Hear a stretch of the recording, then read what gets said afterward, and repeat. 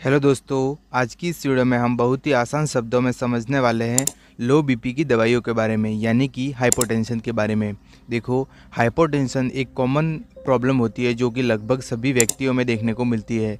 Hypotension का मतलब low blood pressure होता है, यानी कि जो हमारी नॉर्मल ब्लड प्रेशर होता है यानी कि बीपी होती है वो 120/80 होती है। अगर इससे कम हो जाती है तो उस कंडीशन को हाइपोटेंशन यानी कि लो ब्लड प्रेशर कहा जाता है। तो आज की इस वीडियो में हम हाइपोटेंशन के जनरल इंट्रोडक्शन से लेकर उसमें क्या क्या ट्रीटमेंट देते हैं, इन सभी चीज़ों को डिटेल में डिस्कस करने वाले। हाइपोटेंशन किन किन लोगों में हो सकता है तथा इनके होने का क्या कारण होता है, तथा अगर किसी व्यक्ति में हाइपोटेंशन हुआ है यानी कि लो ब्लड प्रेशर हुआ है तो उस कंडीशन में उसमें क्या क्या सिम्टम्स अराइज होते हैं और उन सिम्टम्स की सीवियरिटी को कम करने के लिए हम उसमें क्या क्या ट्रीटमेंट देते हैं, और मेनली जो नॉर्मल बीपी होती है उस रेशो में रहने के लिए हमें कौन कौन सी टैबलेट देनी चाहिए, उन टैबलेट के पॉपुलर ब्रांड नेम के साथ साथ मेडिकल स्टोर पर ये टैबलेट किस नाम से मिलती है, उसमें क्या क्या कंटेंट प्रेजेंट रहता है, और डोज और मेनली इसके साइड इफ़ेक्ट के बारे में आज की इस वीडियो में हम डिस्कस करेंगे।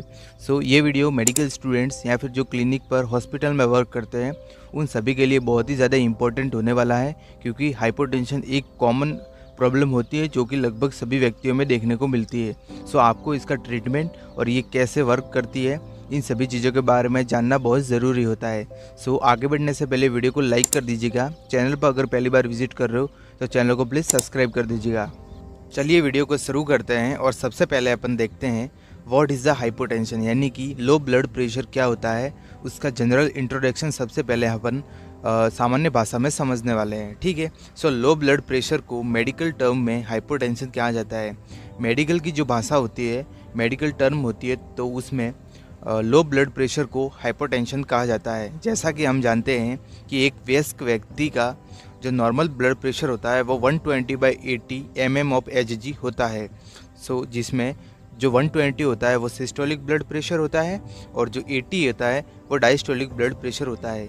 यदि जो नॉर्मल ब्लड प्रेशर होता है जो 120/80 mm/Hg होता है वह सामान्य से कम हो जाता है तो उस कंडीशन को लो ब्लड प्रेशर यानी कि हाइपोटेंशन कहा जाता है। वेरियस टाइप के फैक्टर होते हैं जिनकी वजह से यह कंडीशन डेवलप हो सकती है, जैसे कि कोई secondary infection, secondary disease condition, जैसे कि हार्ट से रिलेटेड डिजीज़ कंडीशन हो गया, जेनेटिक हो गया, या फिर स्मोकिंग हो गया, तो उस कंडीशन में व्यक्ति का हाइपोटेंशन जैसी समस्या डेवलप हो सकती है।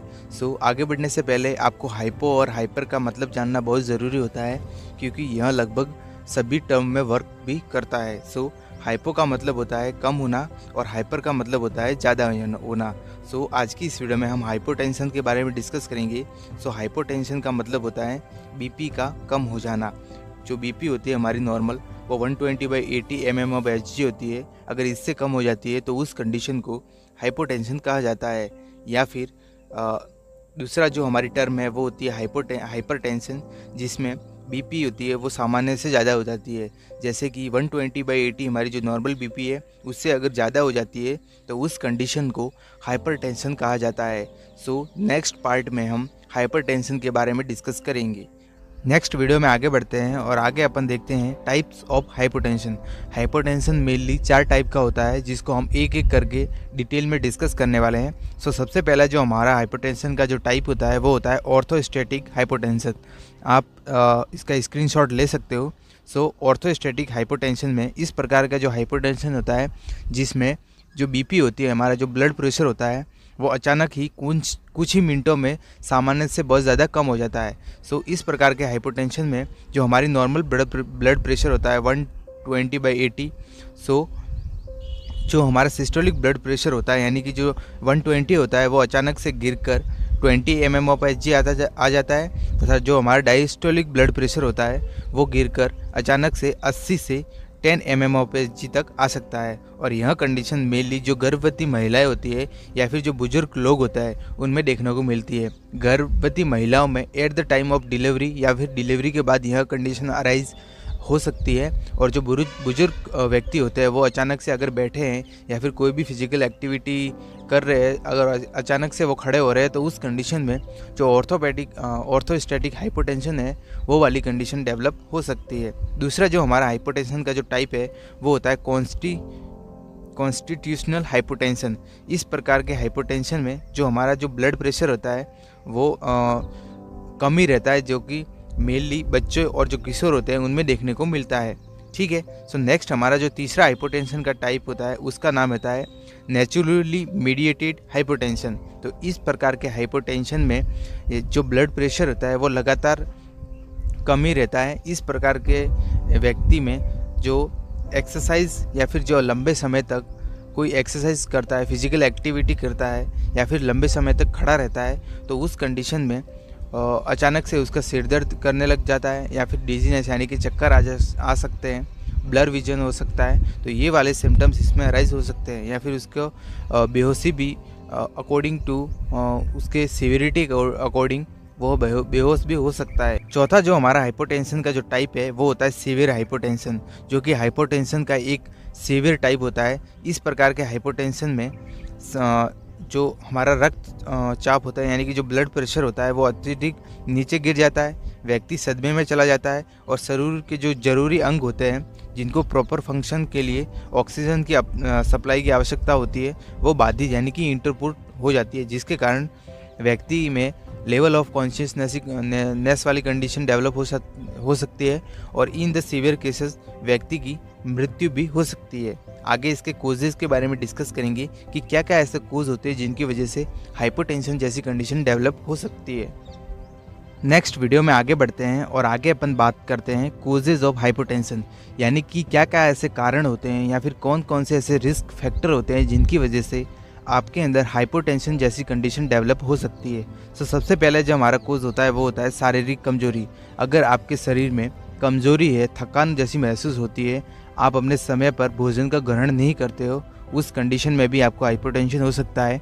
या फिर हार्ट फेलियर, जो हमारी कंजेनाइटल हार्ट डिजीज़ होती है, जिसमें कंजेनाइटल और एक्वायर्ड हार्ट डिजीज़ होती है, जैसे कि myocardial infarction, coronary artery disease, इसके अलावा इन्फेक्शन हो जाना हार्ट में, उस कंडीशन में भी आपको हाइपोटेंशन हो सकता है। स्ट्रोक आना यानी कि सेरेब्रोवास्कुलर एक्सीडेंट, शरीर में पानी की कमी यानी कि डिहाइड्रेशन की कंडीशन में भी आपको हाइपोटेंशन जैसी कंडीशन हो सकती है, क्योंकि अगर आपके अंदर डिहाइड्रेशन है यानी कि पानी की कमी है जिसके कारण आपका शरीर कमज़ोर होगा, तो उस कंडीशन में आपके अंदर हाइपोटेंशन जैसी कंडीशन डेवलप हो सकती है। सीवियर एनीमिया यानी कि खून की कमी, डायरिया अगर हो रहा है तो उस कंडीशन में आपके अंदर पानी की कमी हो जाएगी और जिसके वजह से शारीरिक कमजोरी हो सकती है, तो उस कंडीशन में भी आपको हाइपोटेंशन हो सकता है।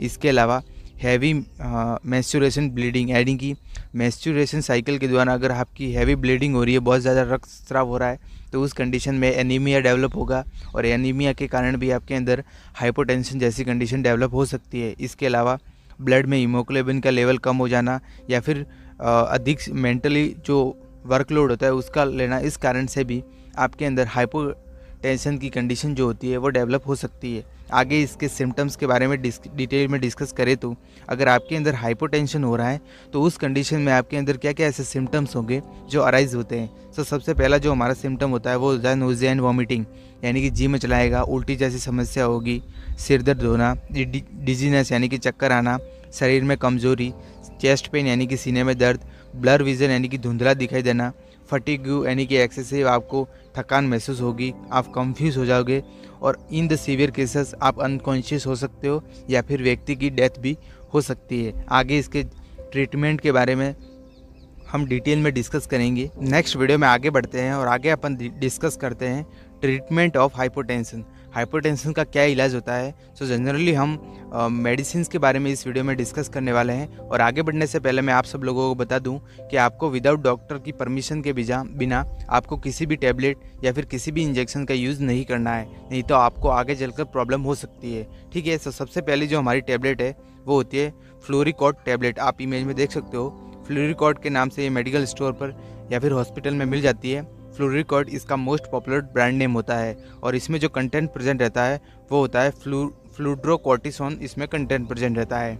इस टैबलेट के यूजेस के बारे में डिस्कस करें तो इसका यूज़ मेनली हाइपोटेंशन यानी कि लो ब्लड प्रेशर में किया जाता है। इस टैबलेट को लेने के बाद व्यक्ति का जो ब्लड प्रेशर है वो 120/80 यानी कि जो नॉर्मल होता है उस रेशो में लाने के लिए इस टैबलेट का यूज़ किया जाता है। फ्लोरिकॉड टैबलेट को खाने के साथ लेना चाहिए ताकि ये जल्दी असर करे। इस टैबलेट के डोज के बारे में डिस्कस करें तो इसका डोज 200 से 200 माइक्रोग्राम पर डे के हिसाब से इस टैबलेट को लेना चाहिए। Dose according to doctor orders के अनुसार ऊपर नीचे भी हम ले सकते हैं। नेक्स्ट हमारी जो टैबलेट है जिसका यूज हाइपोटेंशन में किया जाता है, जिसका नाम होता है सिप-मिडो टैबलेट। आप इमेज में देख सकते हो, सिप-मिडो के नाम से ये मिल जाती है। सिप-मिडो इसका मोस्ट पॉपुलर ब्रांड नेम है और सिप्ला कंपनी द्वारा इस टैबलेट को बनाया जाता है। इस